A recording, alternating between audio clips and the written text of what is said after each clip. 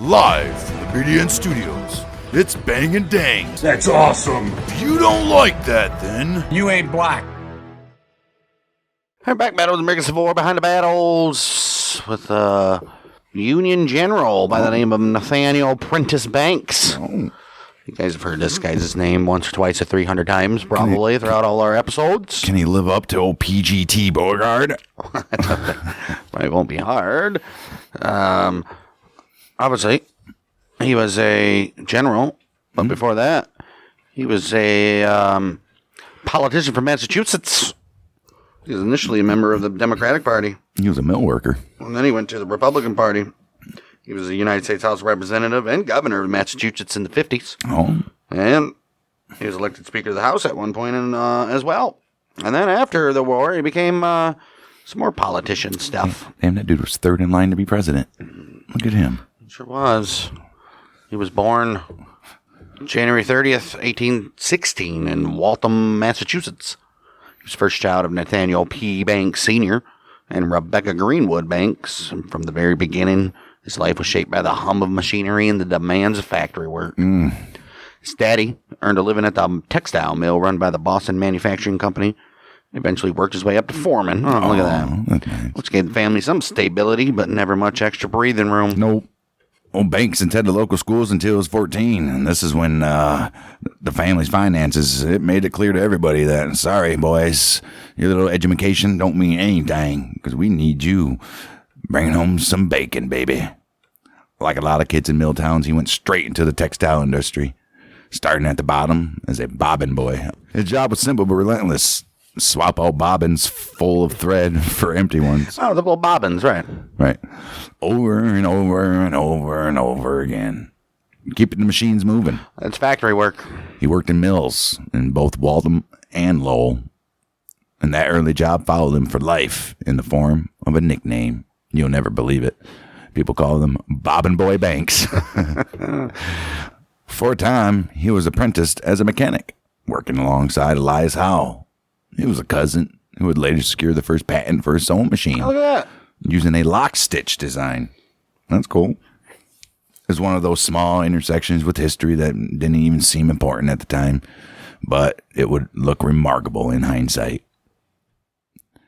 Even while working long hours, old Banks, he never lost sight of education. He read constantly. On his days off, he sometimes walked all the way to Boston just to spend time at the Athenaeum Library. He attended lectures sponsored by his company.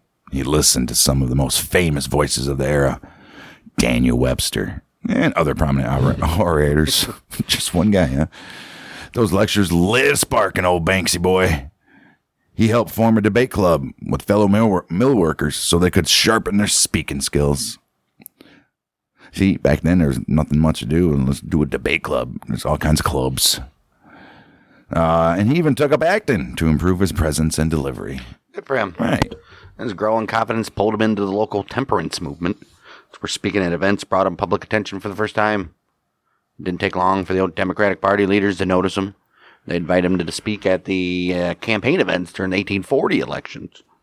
He studied successful speakers closely, especially Robert Rantoul Jr., who was a Democratic congressman who, like Banks, had risen from modest beginnings. He borrowed Rantoul's style, refined his own delivery, and leaned into his natural advantages. His good look, strong voice, and theatrical flair helped him stand out. And he made a conscious effort to present himself with an air of refinement that masks his working-class roots. Why? Eventually, his success as a speaker convinced him that his future didn't belong in the mills at all. He quit factory work and became an editor for two short-lived political newspapers. Both of them failed, but they gave him visibility and experience. 1844, he ran for a seat in the state legislature and lost. Undeterred, he turned to Rantoul once again, this time asking for help. Said, I'm not going to steal your speaking thing, I want you to help me. Rantoul, now still serving as the collector of the Port of Boston, secured Banks a patronage job. Banks, he held that position until political shifts forced him out in 1849, but the income gave him stability for the first time in his adult life. It was during this period he also found and married Mary Theodosia Palmer. She's a former factory worker he had been courting for years.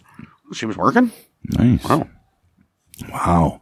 With his confidence growing day by day, Banks ran again for the state legislature in 1847.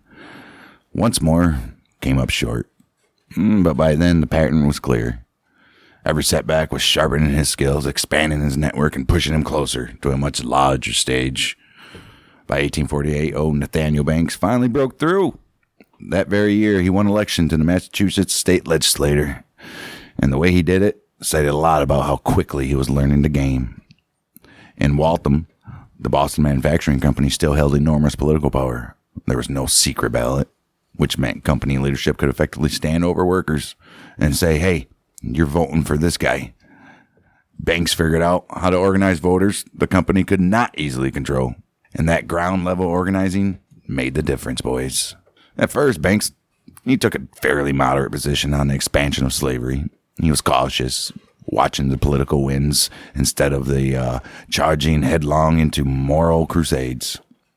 But it didn't take long for him to recognize just how powerful the growing abolitionist movement had become. As that movement gained energy in voters, Banks aligned himself more firmly with it, seeing both its moral weight and its usefulness as a path upward into politics. What a user. He's a user. That shift, well, helped pull him into a new and somewhat awkward alliance. Banks, he joined fellow Democrats Robert Rantall Jr., George S. Boutwell, and forming a coalition with the Free Soil Party. On paper, it was an unlikely mix, but in practice, it worked. The coalition proved strong enough to seize control of the Massachusetts legislature and win the governor's office in the year of 1850. Oh, my. The post-election deal reshaped state politics. Boutwell became governor. Banks emerged as Speaker of the Massachusetts House.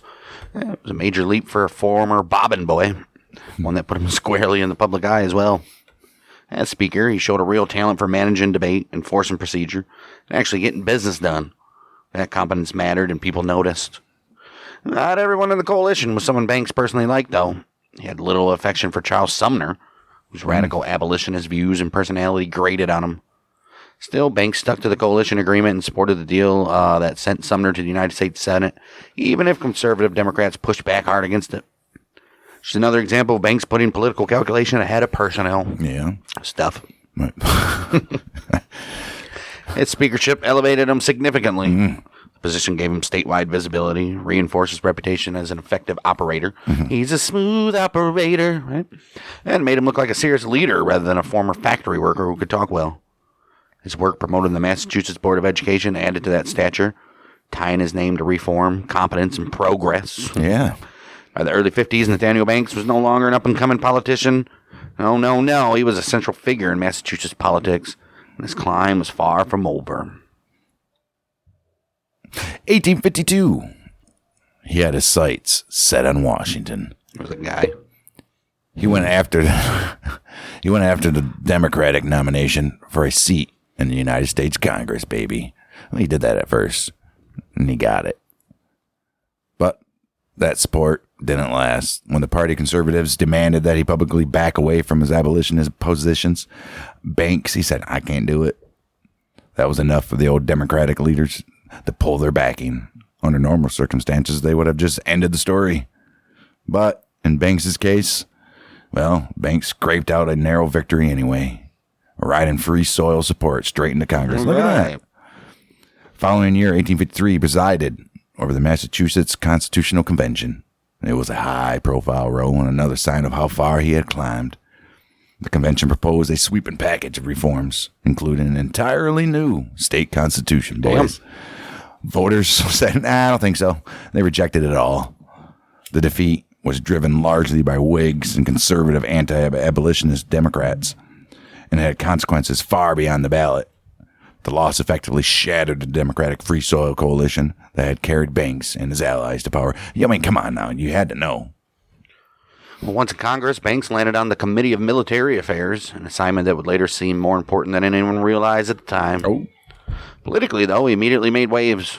Openly broke with Democratic Party by voting against the Kansas-Nebraska Act, which would have repealed the 1820 Missouri Compromise and reopened the slavery question in the territory. Right. Banks didn't just vote no either. He used every parliamentary trick he knew in an effort to keep the bill from even reaching a vote. Oh. Back home, his constituents backed him, and Banks responded by publicly and unmistakably endorsing the abolitionist cause. Right. What made his stance even more complicated was that Banks had long supported Manifest Destiny, though, which is obviously the belief that the United States was destined to dominate the North American continent. Right. Wow. And kill everybody standing in their way. Right? Yeah. Supporters of the Kansas-Nebraska Act claimed the bill advanced that very idea. Banks didn't buy it, though. To him, the expansion of slavery was a step too far, even if it came wrapped in the language of national destiny. 1854, he made another sharp turn. He formally joined the movement now known as the Know-Nothings. A secretive populist group officially called the American Party started in 1855. Right. The movement was strongly nativist and openly hostile to immigration, though Banks himself never embraced its most extreme positions. Right. That same year, he was renominated for Congress by Democrats and Free Soilers, and he won easily during the Know-Nothing landslide election. Look at that. Wow. Alongside figures like Henry Wilson and Henry Gardner, Banks was widely viewed as one of the movement's political leaders. Still, all three kept some distance from the harsher anti-immigrant rhetoric that energized much of the party's base. It was a balancing act, and Banks, he played it carefully. 1855, he agreed to chair a convention for a brand new political force, the Republican Party. The goal was ambitious. The platform was designed to unite anti-slavery Democrats, Whigs, Free Soilers, and even Know-Nothings under one banner. When Governor Gardner, he refused to join the fusion effort, Banks once again hedged his bets. He quietly supported the Republican cause, but avoided attacking Gardner directly in public. Gardner went on to win his reelection, and Banks emerged with his political bridges still intact. See, that's what you gotta do, bud. Just go along. Get along. Right, that very summer, Banks stepped onto a national stage. He was invited to speak at the anti-slavery rally in Portland, Maine, which is his first major speaking engagement outside of Massachusetts. During the speech, he made a statement that would haunt him for years to come. He argued that preserving the Union was not necessarily an absolute requirement. He said that under certain conditions, it might be appropriate to just let it slide. What? Political opponents seized on the phrase immediately. From that point forward, they would brand him a disunionist, repeating his words whenever they needed ammo. Whether Banks intended it or not, the line followed him. A reminder that his rise was increasingly tied to the most explosive question in American politics. 34th Congress opened in December of 1855. The House of Reps was a mess. Democrats lost their majority. Now they only had 35% of the chamber. Power was fractured. Alliances shaky. No single party could even control the floor. Out of that chaos, something unusual started. Representatives from several different parties who all opposed the expansion of slavery slowly began to rally behind the same man for Speaker of the House. And you guess who that man was? Nathaniel P. Banks. Now he's aligned with the Know-Nothing movement. What followed turned into the longest speakership fight in American history. Ballot after ballot after ballot after ballot failed to produce a winner. The contest dragged on from the 3rd of December, 1855, all the way to the 2nd of February of 1856. 133 ballots altogether. The House finally said, you know what?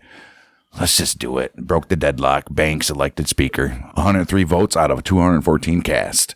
Just 5 votes short of an absolute majority. Wasn't a clean win, but it was enough. That's good enough. The coalition that carried him into the Speaker's chair was unprecedented. Combined Banks' American Party, better known as the Know-Nothings, with Opposition Party, a loose group defined mainly by resistance to Democratic dominance. It was the first real coalition government Congress had ever seen. At the time, newspapers and politicians alike celebrated the moment as the first Republican victory and the first Northern victory, even though Banks was officially listed as Speaker from the American Party. Whatever it was labeled as, the effect was unmistakable. Nathaniel P. Banks was suddenly a national figure. As Speaker, he moved quickly to reshape the House. For the first time, openly anti-slavery men were given important committee assignments. He cooperated fully with investigations into the violence in Kansas and into the brutal caning of Charles Sumner on the Senate floor we heard about. Right. What surprised many of his critics was how even-handed he proved to be. Oh, how? Despite presiding over a chamber filled with bitterly divided factions, Banks was widely praised for his fairness and his command of parliamentary procedure. Even former Speaker Howell Cobb openly admired him, calling Banks the best presiding officer he'd ever seen. Look at that. See, bud, just got to do your job, man. 1856, he played a quiet but critical role in shaping the presidential race as well. He helped ease forward John Fremont as a moderate Republican nominee. All right. Someone who could unify the growing anti-slavery movement without scaring off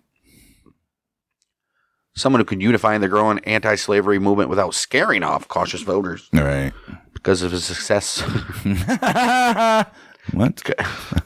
Because of his success as Speaker, Banks himself was talked about maybe even as a possible presidential contender as well. Ooh, all right. Supporters even placed his name in nomination at the Know Nothing convention held just 1 week before the Republicans. Okay. Everyone involved knew the truth, though. Banks, he backed Fremont. Yeah.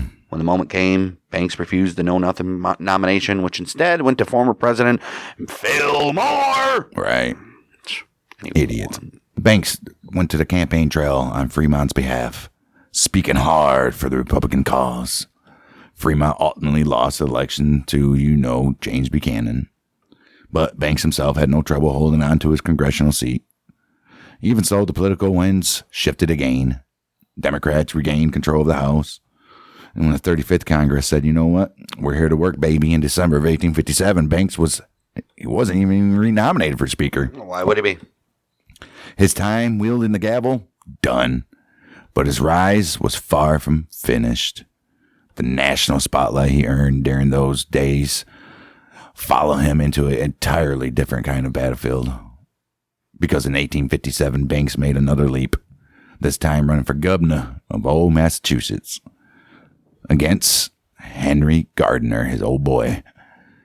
Even his own party was not entirely comfortable with him. His Republican nomination turned into a fight, with the loudest opposition coming from radical abolitionists who disturbed his comparatively moderate approach to slavery. But still, not only did they disturb it, they distrusted it. Oh, it is. Still, once the general election got underway, Banks proved the stronger candidate, and he won comfortably. As governor, Banks quickly took a step that cemented his standing with anti-slavery voters. One of the most controversial figures in Massachusetts politics was Judge Edward G. Loren. 1854, Loren had ordered Anthony Burns, a fugitive slave, returned to slavery under the Fugitive Slave Law of 1850. Yep. The decision enraged abolitionists across the state. A massive public petition campaign led by William Lloyd Garrison pushed the legislature to act. Lawmakers passed bills of address in 1855 and 56 calling for Loren's removal, but Gardner refused both times. 1858, Banks signed a third bill calling for Loren's dismissal, and this time it stuck. Right. The move earned Banks deep goodwill among anti-slavery supporters, and in 1858 he cruised to re-election. Look at this guy. Banks ran again in 1859, and that election turned on two volatile issues. First was a proposed amendment to the state constitution requiring newly naturalized citizens. You got to wait 2 years before you can vote here, buds. Right, I like it. The amendment was a favorite cause of the Know-Nothings and passed by referendum in May. Banks backed it, catering to that wing of his coalition, even as Republicans in other states opposed similar measures while courting immigrant voters. Yeah, we need as many votes as we can get. Right. The amendment would be repealed in 1863. They said that enough is enough. Right. The second issue, far more explosive. October 1859, old John Brown launched his raid on Harper's Ferry. Radical Republicans in Massachusetts, especially John Albee and Andrew, openly sympathized with old Johnny Boy. Nathaniel, he did not. He believed that the state was not ready for armed conflict, and voters agreed.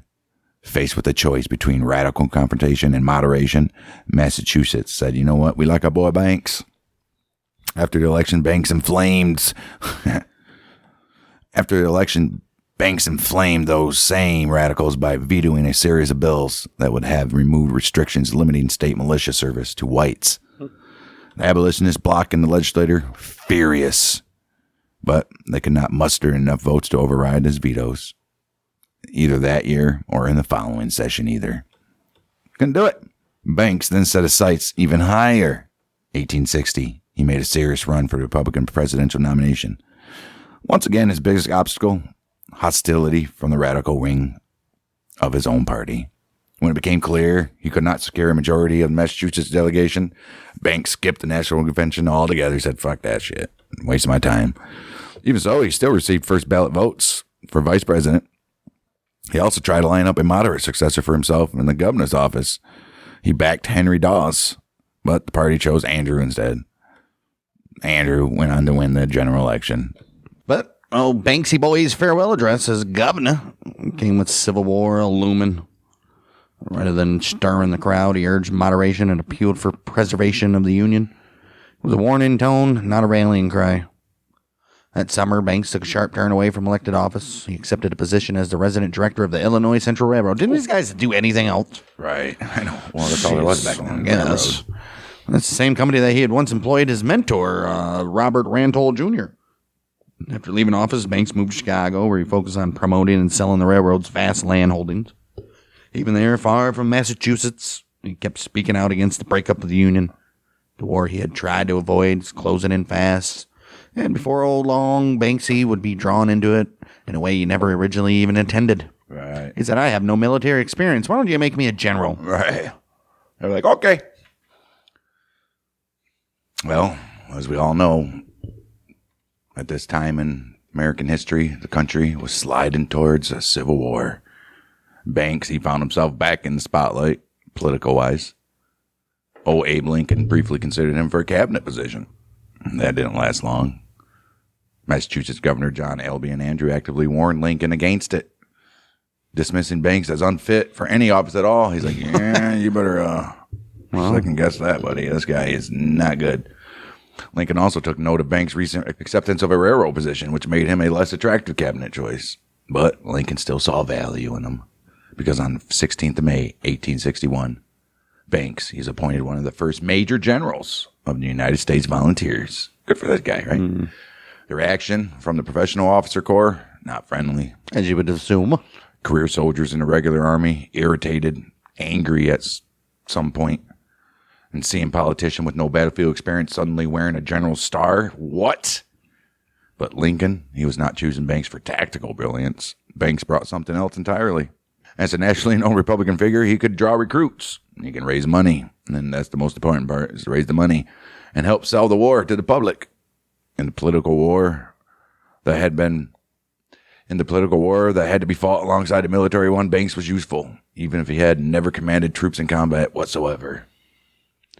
Yeah, that's right. His first assignment was a sensitive one. He was placed in command of the military district in eastern Maryland, a region that included Baltimore. Right. The city was a hotbed of secessionist sentiment, and just as importantly, a critical rail hub connecting north to Washington, D.C. Banks, he generally avoided interfering in everyday civil life, though. He allowed open expression of secessionist views while keeping his focus on what mattered most, which was maintaining uninterrupted rail service between the capital and the northern states. Yeah. Still, there were limits. Banks ordered the arrest of Baltimore's police chief and city commissioners, men he believed could not be trusted to keep the peace. Yeah, they're probably with the secessionists. Yeah. He then replaced the city's police force with one screen for clear pro-union loyalty. Especially any police. That's what you got to do, man. Right. You're in the north. Any police chief and city commissioners that are on a Marine or fucking right by a harbor or anything like that, you can't trust. A port. Yeah, a port. That's what I was looking for. You can't trust those guys. Yeah, it was a bold move, Cotton, but it secured control over a city that would have easily tipped him to chaos and probably would have been a backdoor into Washington. Right. Wow. August 1861, Banks was reassigned Western District, Maryland. There was his job even more political. He was responsible for the arrest of state legislators who were sympathetic to Confederate cause. Oh, that's not cool. Wow, this is a tactic also used by John Adams Dix, who succeeded Banks in the eastern districts. Banks timed these arrests ahead of legislative elections. At the same time, he released local soldiers from his army long enough for them to return home and vote. The result... Why can't you just have them vote at the barracks? Right. The result was exactly what Washington wanted. Maryland's legislature remained firmly pro-Union after that. The impact, unmistakable. Confederate sympathy in Maryland cooled rapidly.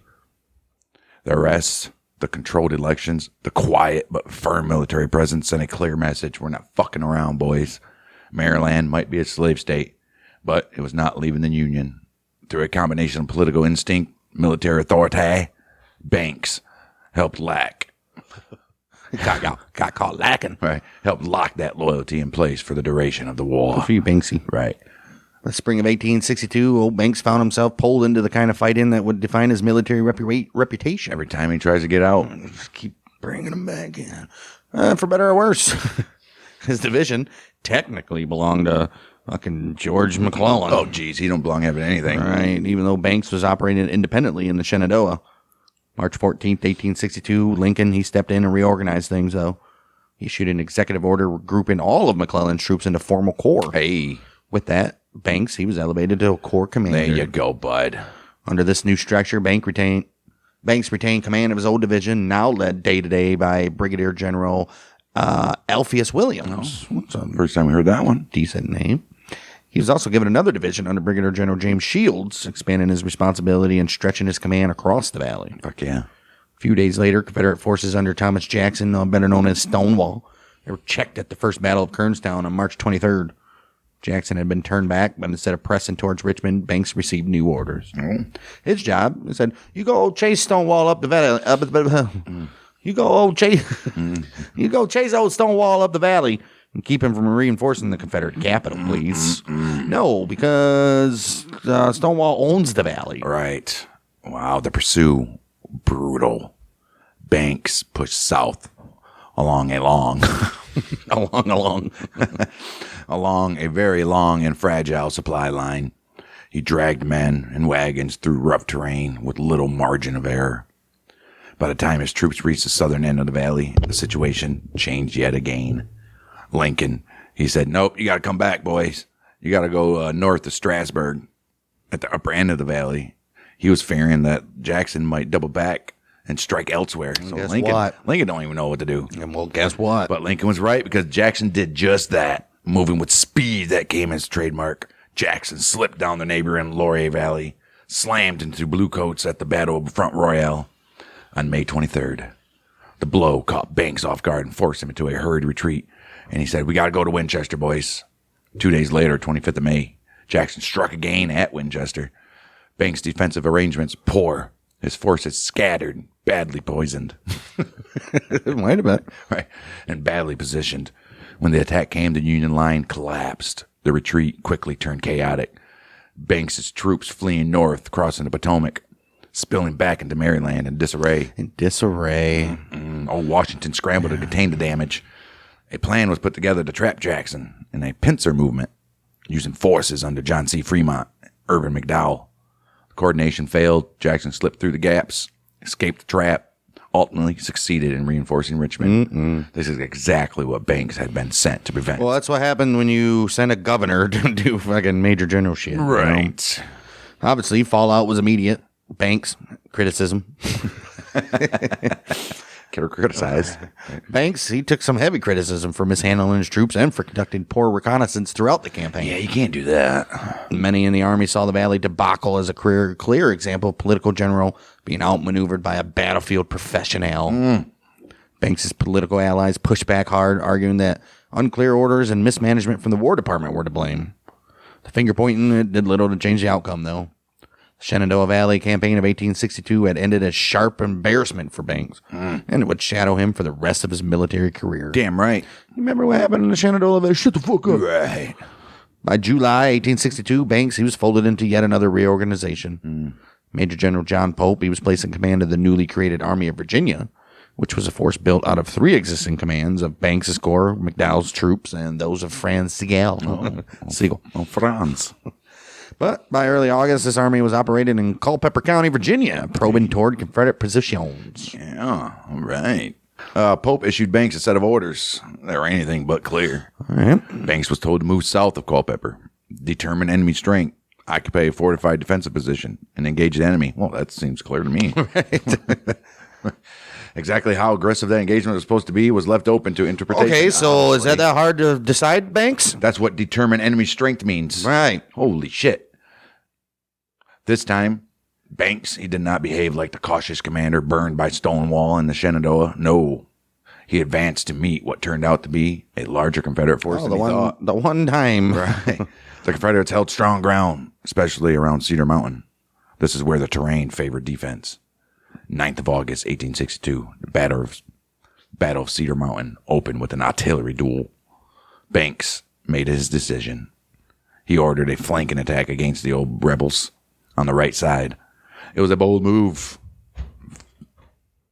And for a minute, It worked. The old Rebs, their line, it wavered. Banks came close to pulling off a genuine battlefield success. This close. Well, the problem was timing, as it always is. Banks failed to commit his reserves quickly enough to exploit the opening. Rebel commanders reacted decisively at the critical moment. Timely arrival reinforcements under A.P. Hill tipped the balance back to the old Graycoats. The Confederates' numerical superiority finally told, and Banks' attack stalled. It did. Wow. Opinions on the battle could not have been more divided. Banks later described Cedar Mountain as one of his best fought battles of the war. Oh, wow. One of his own officers saw it very differently, though. I bet. Calling it an act of folly by an incompetent general. Both views stuck, and both followed Banks for the rest of his service. Makes sense. As evening fell, Union reinforcements under Pope arrived, along with the remainder of Stonewall's command. Oh, wow. The two sides faced each other for 2 tense days. August 11th, the Confederates finally withdrew from Cedar Mountain. Jackson himself acknowledged that Banks's men had fought well. President Lincoln also expressed continued confidence in Banks's leadership. Look at that. Nice. That confidence didn't translate into a larger role in the next fight, though. Nah. So now we're at the Second Battle of Bull Run. Ooh. Yeah, I'm glad he didn't. Right. Right. Banks and his corps, they were posted at Bristow Station and took no part in the battle itself. There was a battle at Bristow Station, though. There was. After the Union defeat, his corps was absorbed into the Army of the Potomac as the 12th Corps. Banks marched north with the rest of the army during the Confederate invasion of Maryland, but his command didn't last. September 12th, 1862, he was abruptly relieved. His time as a frontline field commander, done. The war was about to send him in a very different direction. Well, that's because November 1862, Banks was pulled back into favor at the highest level. Old Lincoln gave him a fresh and very different assignment. He said, you know what? You're going to command the Army of the Gulf. Along with the command came a major political task. Lincoln asked Banks to raise an entirely new force of about 30,000 recruits, largely drawn from New York and New England. This was exactly the kind of job Banks was built for. As a former governor of Massachusetts, nationally known Republican figure, he had direct political connections to governors and power brokers who could make recruitments happen, and they happened quickly. He leaned on one of those relationships, and the effort paid off massively. The regiments filled faster than Washington had hoped, even if many of the men were completely green. In December 1862, Banks sailed south from New York with his large body of raw recruits. His destination? Nolens. This is where he was to replace Major General Benjamin Butler as the commander of the Department of the Gulf. Butler had ruled the city with a heavy hand since its capture in her. He did. He was a dick. Right. Earlier in the war, and had become both notorious and effective in equal measure. Butler personally disliked Banks. He saw him as another political general sent to undo his work. Even so, he welcomed him professionally, turned over his command, and thoroughly briefed Banks on the military situation, the occupation government, and the many civil issues simmering beneath the surface in Nolens. Yeah, everything's sinking. Right. Not everyone in Washington thought the change was good, though. Nope. Gideon Welles, Secretary of the Navy, openly questioned the wisdom of replacing Butler with Banks. Right. Welles considered Butler aggressive, ruthless, and capable. He doubted Banks had the same administrative strength or firmness of will. To Welles, swapping one political general for another, especially one he viewed as less decisive, looked like a step backward. Once old Banks took over, though, he quickly learned that his challenges went far beyond Confederate resistance. He faced deep hostility from Southern civilians resentful of Union occupation. You're in the deepest part of the South, not counting Florida. But he also faced some hostility from radical Republicans within New Orleans itself and from powerful voices back in Washington. These critics viewed Banks' governance style as far too moderate. You're letting people get away with everything.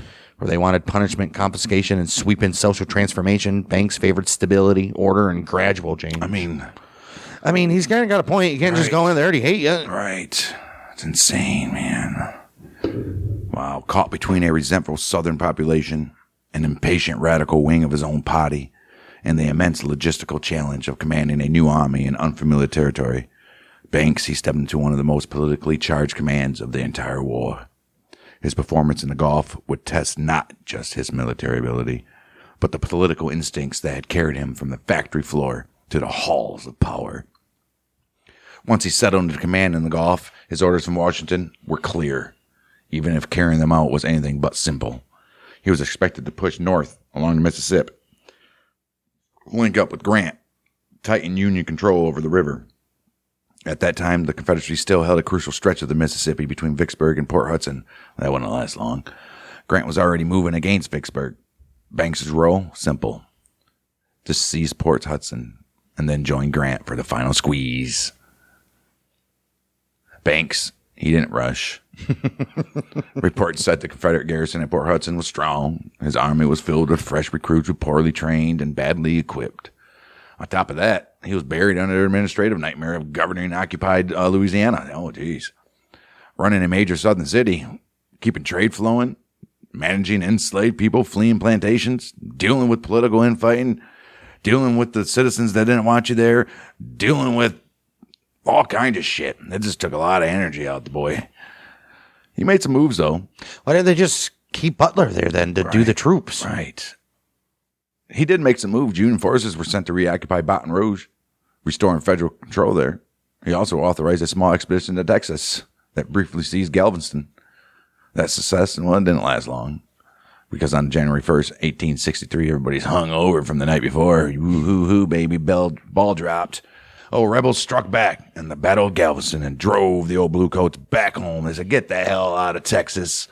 Meanwhile, events on the river continued to shift. Late in 62, several Union gunboats managed to slip past Confederate batteries and operate in the stretch of river between Vicksburg and Port Hudson. It's just stupidity. Disrupting Southern supply lines and troop movements. By March of 63, most of these vessels had been captured or destroyed, though. Okay. Naval Commander David Farragut decided to try again. How come you haven't done that guy yet? Yeah. He planned on a daring run past Port Hudson to reassert Union naval control and press Banks to stage a land attack as a diversion. Banksy agreed. 13th March, 1863, he marched north from Baton Rouge with about 12,000 men. Almost immediately, things went wrong. Oh, no. The maps he had were inaccurate. His column failed to locate the Confederate positions guarding Port Hudson. And as if that were not enough, poor communication between Banks and Farragut meant the timing of the land and naval movements never lined up. Oh, jeez. Jeez. Farragut, he went ahead anyways. Under heavy fire, he managed to run 2 gunboats past the Confederate batteries. Oh. Without meaningful support from the army at all. No shit. Banks, unable to bring the enemy to battle, eventually pulled his troops back to Baton Rouge. The retreat was ugly. Union soldiers looted freely along the route, further souring local civilians and undermining discipline as well. Yeah, that's ridiculous. Come on, get a hold of your guys there, Banks. My, Banky boy. The whole episode damaged Banks, and it damaged him badly. Critics saw another example of clumsy leadership, and also another example of missed opportunity. First 3 years of the war. A lot of that. Fair or not, many observers came away believing Banks had deliberately failed to support Farragut, a perception that stuck, even though the reality was This guy's got a lot of things that are sticking with him. right. By the spring of 1863, Banks' reputation as a field commander already under strain. The coming operations against Port Hudson would do nothing to make his job easier. By late March of 1863, the pressure on Banks was intense. Washington wanted results. Port Hudson still standing. To show forward movement, Banks launched operations aimed by bypassing the Confederate stronghold altogether by pushing up the Red River. Well, we don't want to bypass it. We want to take it. Right. The idea was to open an alternate route and weaken Confederate control in the region without immediately throwing his army against Port Hudson's defenses. It might work, it might not. We'll see. The march proved slow and frustrating. Banks eventually reached Alexandria, Louisiana, but only after stiff resistance from smaller Confederate forces under Richard Taylor. What should have been a quicker advance dragged on until early May. Along the way, Banks' troops seized thousands of bales of cotton, though, and Banks claimed the operation had disrupted Confederate supply lines feeding forces farther east. Maybe. Okay. Whether that disruption was decisive or merely temporary was open to debate, but Banks presented it as evidence of progress. Hey! During these operations, Naval Command supporting Banks shifted again. Farragut, he turned control over to David Dixon Porter. Change didn't help Banks, though. His relationship with Porter was tense and often openly hostile, marked by mistrust and clashing personalities. Wow. Cooperation between Army and Navy, already fragile in the Gulf, grew even more difficult. Yeah, they didn't like to work together. No, they hated each other. At the same time, pressure from Grant mounted. Grant, he needed Banks to do his part so Vicksburg could finally be isolated. He said, come on, man, wait on you. Right.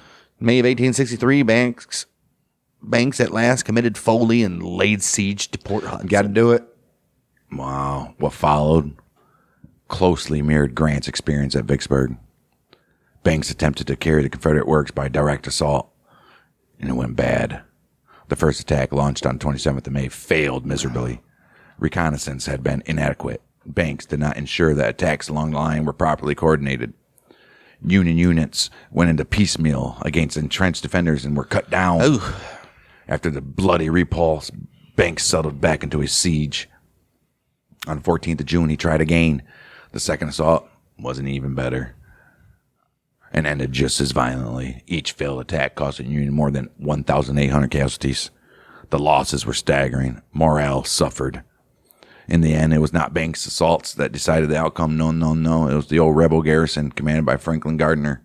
It held out until July 9, 1863, when word arrived that Vicksburg was done. He was like, all right, nothing to fight for here, boys. Let's go. Right. With no hope of relief and the Mississippi effectively lost, Gardner said, you know what, we're done.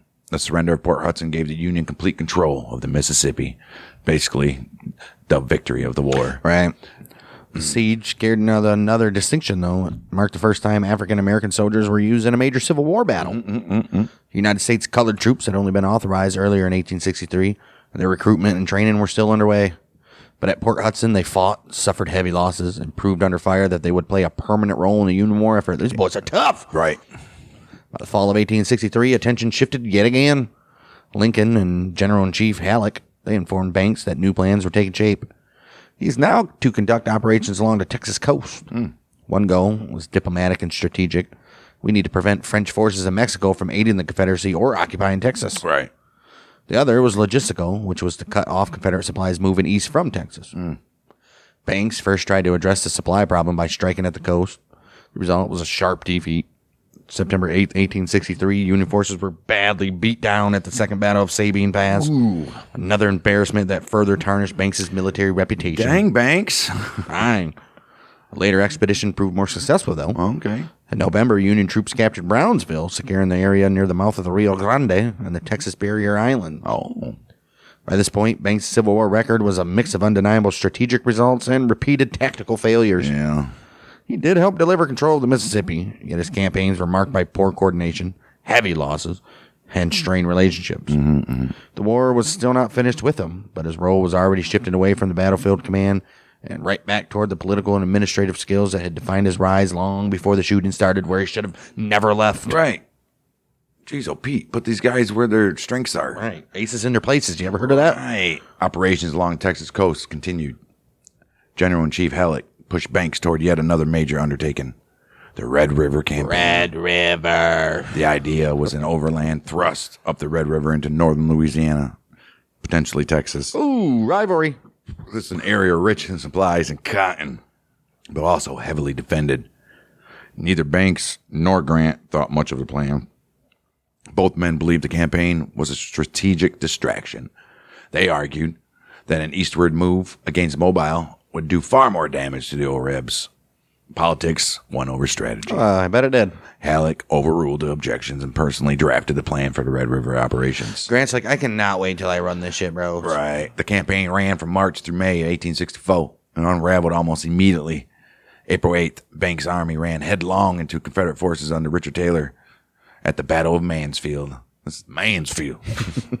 This is a man's field. Right. The result, routed.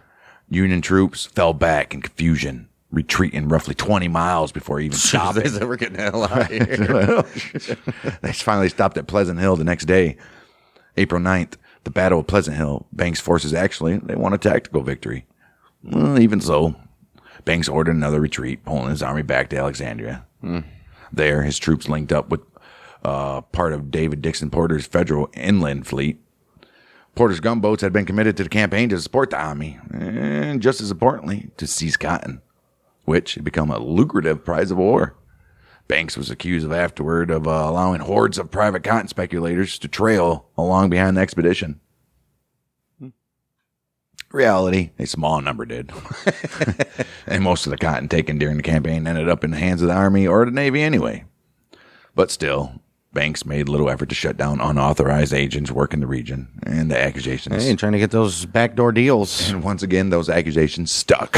You got a lot of those. Wow. The campaign was going badly elsewhere as well, as supporting Union force advancing from Little Rock was turned back during the failed Camden expedition. This eliminated any chance of coordinated pressure on the old Rebs. And that's when the situation turned dangerous. You're probably wondering how I got in this position. Much of Porter's fleet became trapped above the falls at Alexandria when water levels dropped. Ooh. Confederate forces had worsened the problem by blowing up a dam that had previously helped raise the river when the fleet first entered. Oh, wow. With the river fallen, Union gunboats were effectively stuck deep in enemy territory. Ooh. The solution, it came from an unexpected source, though. Joseph Bailey, a volunteer engineer, proposed building wing dams to raise the water level in the channel. Banks and other commanders approved the plan. Like, what other choice did they have? Right. Over the next 10 days, roughly 10,000 soldiers worked nonstop, throwing together 2 massive dams from timber, stone, and whatever materials they could find. Against the odds, it frickin' worked. The water, it rose just enough to free Porter's fleet, allowed the gunboats and the army to retreat safely back down the Red River and eventually back to the Mississippi. Okay. The campaign's reputation was ruined, though. William Sherman, he summed it up with a brutal clarity, calling the Red River campaign, quote, "one damn blunder from beginning to end." Oh. Within Banks' own army, resentment hardened into open contempt. Officers and enlisted men alike lost what confidence they had in his leadership, blaming him for poor planning, constant retreat, and needless risk. Oh, no. You can't have that. The reaction at the top was just as harsh. When Grant learned of Banks' retreat in late April, he wired Halleck and bluntly asked that Banks, you get the fuck out of here. Right. You got to go. Although Banks was not immediately dismissed, his authority and reputation were effectively gone, broken. My. The Confederates, they held the Red River for the rest of the war, and the Red River Campaign entered Union history as one of its most costly and avoidable failures. Right. Could have easily avoided it. And you didn't even need it, clearly. Right. Wow. No. Wow. After the Red River disaster, Banks shifted almost entirely away from battlefield command and then leaned into something that fit political administration. He should have just did. All right. Dude. In Louisiana, he took a series of steps meant to advance Abraham Lincoln's vision for Reconstruction. When Banks first arrived in New Orleans, the city was tense, openly hostile to Union authority. Much of it fallout from the harsh policies from Butler. Butler shoot somebody because he stole the flag from the flagpole in the middle of the city or something? There was a duel or something, or he just shot him or some shit. Yeah, like executed him. Yeah, they're all like special order or whatever, and was like basically he was a freaking dictator. Right, it was like the dude up in Indiana or Illinois. I think that was Butler. Was it Butler? I think it was Butler that went to Illinois and did that too. Oh my! Wow, Banks immediately softened the tone that Butler left behind. He released civilians Butler had detained. He reopened churches whose ministers had refused to openly support the Union. And he tried to present occupation as something No, it was closer to Burnside order. that did Burnside. Illinois up there. Yeah. And he tried to present occupation as something closer to order than punishment. He's like, come on, guys, we're just trying to get back to normal. Open your churches again. And, you know, Live life. Death to America and all that. Right. You can do whatever you want. He also moved aggressively to recruit African-American soldiers. He added large numbers of black troops to Union ranks. At the same time, he attempted to deal with the flood of formerly enslaved people who had left plantations, believing themselves free. Not so fast, but Banks set up formal work, education programs meant to organize this population. Well, his thinking, it was practical and political. He believed that plantation owners would still be necessary to rebuilding Louisiana's economy, obviously. And that, I mean, just because there's no more slavery doesn't mean these plantations can't still grow the crops. But no slaves, no plantations. Oh, fucking idiots. That belief shaped his policies. As a result, the work program was deeply unpopular among African Americans because they still had to do the work. It required year-long labor contracts and allowed vagrants to be forced into public work. Hey, man, you're going to be walking around the city homeless and drunk. Go fucking do some work. Right. Education programs existed on paper, but they were fragile. Southern control returned to the city in 1865. They were effectively dismantled. It's like, yeah, right, to get rid of this shit. Wow. Militarily, Banks was replaced in Louisiana by Edward Canby, but politically, he was in control. August 1863, Lincoln ordered Banks to oversee the creation of a new Louisiana state constitution. And by December, Lincoln granted him sweeping authority to build a new civilian government from the ground up. Wow. Banks quickly ran into a problem, though. Voter enrollment was low. Nobody wants to vote, especially among the loyal Unionists. So he canceled planned congressional elections, and he worked with civilian leaders to boost registration. He's like, we got to get some voters first, boys. February of 1864, elections organized under Banks' supervision produced a Unionist government, clearly. Right. Banks reported confidently to Lincoln that Louisiana would become, within about 2 years, he says, one of the most loyal and prosperous states in the nation. Prosperous, maybe. All right. From April through July of 1864, a constitutional convention met, and they drafted a new constitution that abolished slavery outright. One of the first southern city or states. Did. Banks, he exerted real influence behind the scenes, too. He pushed hard for provisions supporting African-American education and at least limited black suffrage. Right. Like, they could vote at least. Right. Some of them. Right. It's a compromise that reflected his instinct for moderation rather than radical transformation. Yeah. But by the time the convention wrapped up, Banks's military standing was in ruins. Mm-hmm. The Red River Campaign, done. Canby, he now controlled military operations. Banks remained involved politically. Lincoln, he directed to oversee elections under the new Constitution in September. He then said, go back to Washington, and we want you to lobby to Congress for them to accept Louisiana's Constitution and its elected representatives. Hey, there you go, buddies. And true Banks style, that effort failed badly. Oh, wow. Radical repubs in the Congress attacked Banks's Louisiana policies as too soft and too compromised. Oh, no. Early 1865, Congress refused to even seat Louisiana's 2 congressmen. Wow. After 6 months in Washington, Banks goes to Washington. Is that the movie? After 6 months in Washington, Banks returned to Louisiana, technically resuming military duties under Canby. Oh, wow. Canby. He quickly found himself trapped, squeezed between a civilian government that distrusted him and a military commander who outranked him. Oh, wow. After just 1 month back in New Orleans, he resigned from the Army altogether in May of 1865. That's probably your best move, bud. This war's over anyway. He returned to Massachusetts in September, but controversy followed him home. Earlier in 1865, Henry Halleck had ordered an investigation into the Union occupation of New Orleans. Oh, wow. William Farrar Smith and James Brady, they were tasked with examining allegations of misconduct. Okay. Their report was never published, but its conclusions were damning. It described an administration riddled with oppression, peculation, and graft. Uh-oh. Despite everything, Banks, he wasn't erased from military memory. Oh, wow. 1867 and again in 75, he was elected commander of the Ancient and Honorable Artillery Company of Massachusetts. It's one of the oldest military organizations in the country to this day. Oh, wow. 1892, he was also elected a veteran first-class companion of the Military Order of the Loyal Legion of the United States. Oh, shit. A prestigious organization for Union officers who had served during the war. Good for Okay. you, bud. Damn, right. By the end of his Civil War chapter, Banks remained exactly what he always been. A gifted politician, a capable administrator, and a man repeatedly placed in military roles that he was never suited Is that for. any fault of his own, though? I mean, at what point do you blame the leadership here? Right. His legacy was tangled. He helped hold Maryland in the Union. He oversaw the capture of Port Hudson, and he played a major role in early Reconstruction. But at the same time, his battlefield failures and political compromises ensured that his name would always sit uneasily among the generals of the American Civil War. When Banks returned to Massachusetts after the war, he wasted no time getting back into politics. Almost immediately, he ran for Congress. He targeted a seat left open by the resignation of radical Republican Daniel Gooch.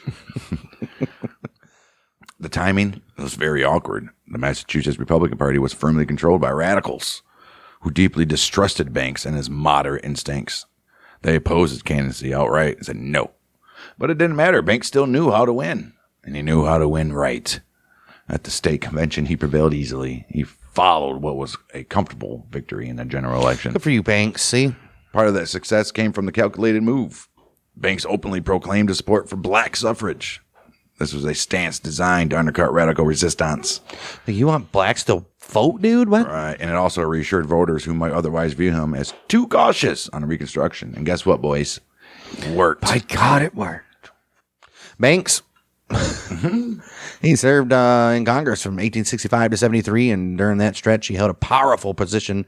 Guess what? He was chairman of the United States House Committee on Foreign Affairs. On paper, he remained a political moderate. In practice, he often had little choice but to vote with the radical Republicans. Any deviation risked branding him as a supporter of President Andrew Johnson, who I don't know, people don't want him. His Reconstruction policies were deeply unpopular within the party. That's what happens when you have a fucking Democrat as your vice president. He's going to take over for your slain Republican guy. Right. Banks, he spent considerable energy defending his Reconstruction record in Louisiana. He pushed hard to have Louisiana's congressional delegation seated in 65. He argued that the government he had helped establish there was legitimate and loyal. A powerful faction within Louisiana disagreed, though, accusing Banks of having installed little more than a puppet regime. No. At the same time, Banks managed to anger radicals in Congress by supporting legislation that omitted a requirement Southern states grant African Americans voting rights before readmission. To radicals, that omission was unforgivable.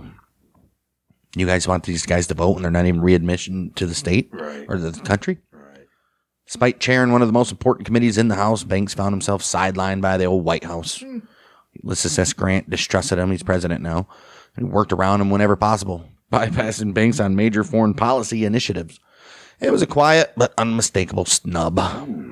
Well, ironically, one area where Banks was anything but moderate: foreign expansion. He said, let's fucking kill these natives. Right. During these years, he emerged as one of Congress's most enthusiastic champions of manifest destiny. 1866, he introduced an annexation bill proposing that the acquisition of all British North America, essentially modern-day Canada. Damn, should have did it. Right. The idea served multiple purposes. Damn dolphins. It appealed to his large Irish-American constituency, and it tapped into a lingering public anger toward Britain for its unofficial support of the Confederacy. Yeah, fuck you, Britain. Particularly through blockade runners that had supplied weapons and prolonged the war at enormous costs of American lives. Yeah. The proposal never stood a real chance. It died quietly in a Senate Foreign Relations Committee chaired by Charles Sumner. Fucking Sumner, dude. Who opposed it along with several other expansionist schemes Banks supported. Still, the effort made Banks's worldview clear. He saw American power and territory was something meant to grow. What old Banksy did succeed was Alaska. Played a significant role in securing passage of the funding bill for the Alaska Purchase, which was approved in 1868. Not long after that, rumors surfaced that Banks had received a substantial gratuity from the Russian minister following passage of the legislation. His financial record suggested something unusual, and questions there raised almost immediately. A House investigation followed, but effectively cleared him, leaving no official stain. Biographer Fred Harrington later argued that Banks would have backed the Alaska deal regardless of any alleged payment. That's what they say. Banks continued pushing American expansion in other directions as well. He supported unsuccessful efforts to acquire Caribbean territories, including the Danish West Indies and the Dominican Republic. He also spoke publicly in favor of Cuban independence, aligning himself with broader efforts to weaken European influence in the Western Hemisphere. And by the early 1870s, he had reestablished himself as a national figure, not as a general, but as a lawmaker deeply invested in America's future reach. His career had come full circle. The factory worker turned politician, the failed battlefield commander. He was once again operating in the arena he understood best: power, persuasion, and the long argument over what the United States should become. By 72, Banks once again broke with his party. That year, he joined the Liberal Republican revolt and threw his support behind Horace Greeley. It was not just about personalities. He had grown increasingly uneasy with the Republican Party's drift away from labor reform, which is an issue that still mattered deeply to his working class base, even as wealthy businessmen tightened their grip on the party's direction. While Banks crisscrossed the North campaigning for Greeley, political trouble was brewing back home. Radical Republican Daniel Gooch, he quietly rebuilt his support network in Massachusetts and defeated Banks for re-election. It was a painful moment. For the first time in his career, Banks had been rejected outright by Massachusetts voters. They denied him. Out of office, Banks tried to replace politics with business. He invested in a railroad venture in Kentucky headed by old John C. Fremont. We did an episode on that boy, hoping it would provide financial stability. The project collapsed, costing Banks money and doing nothing to revive his standing. He wasn't finished yet. Not yet, not by a long shot. 1873, he staged another comeback, winning an election to the Massachusetts Senate. Look at this guy. This time, he did it with a broad coalition of liberal Republicans, Democrats, and labor reformers. He leaned hard into labor issues, openly backing shorter workdays. During that term, he helped draft and pass legislation limiting women and children to 10-hour workdays, which is a significant reform that echoed his own mill worker roots. His comeback continued. 1874, he returned to Congress, once again defeating Gooch with the help of that same party coalition that he had before. He served 2 terms from 75 to 79, but the political ground under him kept shifting. By 78, after formally rejoining the Republicans, Banksy, he lost his party's nomination. Critics accused him of changing positions too often to be trusted. Yeah, just going along to get along, I guess, huh?